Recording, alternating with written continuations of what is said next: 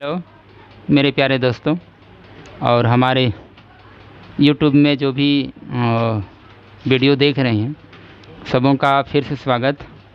आज जो है हम लोग फ्यूचर कंटिन्यूअस टेंस पढ़ने जा रहे हैं। तो इसमें हम लोग सीखेंगे कि कैसे इसका सेंटेंस को हम लोग ट्रांसलेट बनाएंगे या फिर इंग्लिश में हम लोग इसको कैसे बोलेंगे। तो ये जो है हमारे पास एक हेयर जो है हम इसका पहचानने के लिए लिखे हुए हैं। Here the work will be going on continuously in future time is called future continuous tense. ये हम बता रहे हैं कि यहाँ पे जो हम लोग इसको सीखेंगे कि फ्यूचर समय में मतलब भविष्य में कोई भी काम लगातार होगी है ना, तो उसको हम लोग फ्यूचर कंटिन्यूअस टेंस के नाम से जानते हैं। हमारे पास क्या था, we shall have two helping verb. हम लोग पास दो हेल्पिंग वर्ब होगा, एक होगा सेल और एक होगा विल। सेल का कंडीशन है आई और वी के साथ सेल लगेगा, बाकी जो है ऑल सब्जेक्ट के साथ हम विल का यूज करेंगे।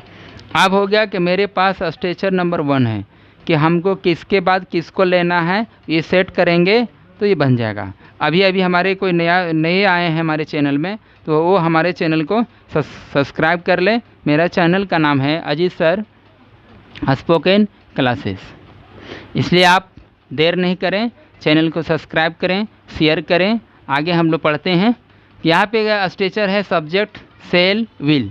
आपको सेल और विल दो में कोई एक ही लेना है और ये डिपेंड करता है सब्जेक्ट पर। अगर मेरे पास सब्जेक्ट आई होगा तो सेल लेंगे, वी होगा सेल लेंगे, अगर ही होगा विल लेंगे। आप विल के बाद बी लगेगा, बी के बाद हम लोग को वर्ब का चौथा फॉर्म लेना है, उसके बाद ऑब्जेक्ट होगा। याद रखेंगे कि जब तक सेल और विल के बाद बी नहीं लगेगा तब तक हम लोग वर्ब का चौथा रूप नहीं ले सकते हैं। अगर हम लोग किसी ने लिख दिया कि प्ले गोइंग तो नहीं होगा, क्योंकि प्ले उसका अपना मीनिंग होता है, पूरा फुल मीनिंग लेके आता है। यहाँ पे बी जो हम लगाए हैं और बी जो ग्रामर का जो जानकार है वो कहते हैं कि बी हम लोग उसी लिए लेते हैं कि बी का मतलब होता है होना। होना का मतलब है यहाँ कुछ हो रहा है, क्या काम हो रहा है। एग्जाम्पल हम लोग लिख सकते हैं कि आई शैल बी गोइंग, तो यहाँ पे जाने का काम हो रहा है। आई शैल बी प्लेइंग, मैं खेल रहा और एक मैं कहता है कि मैं खेल रहा रहूँगा, मैं खेलता रहूँगा, क्या होगा, मैं खेलता रहूँगा। तो आप लगा सकते हो, या मैं खेलने जाता रहूँगा, तो इस तरह से नहीं बनेगा। आपका कब बनेगा, आपको सेल और विल के बाद बी लगाना है, बी के बाद वर्ब का चौथा फॉर्म लगाना है, फिर ऑब्जेक्ट लगाना है। दूसरा स्ट्रेचर मेरे पास है सब्जेक्ट लगेगा सेल विल बी, उसके बाद गोइंग कमिंग टू वर्ब।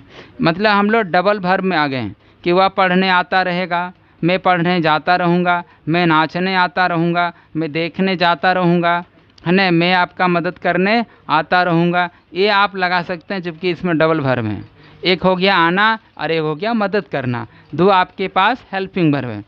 आगे कहता है कि हम लोग लास्ट में कह रहे हैं सब्जेक्ट है सेल विल बी, उसके बाद गोइंग कमिंग टू प्लेस, है ना। इसमें आएगा डबल ऑब्जेक्ट आने वाला है, डबल वर्ब डबल ऑब्जेक्ट, उसके बाद एज ऑब्जेक्ट। यहाँ जो प्लेस आएगा वो किस रूप में आएगा, एक ऑब्जेक्ट के रूप में। आगे हम लोग लगाएंगे टू वर्ब और उसके बाद जोड़ देना है वर्ब।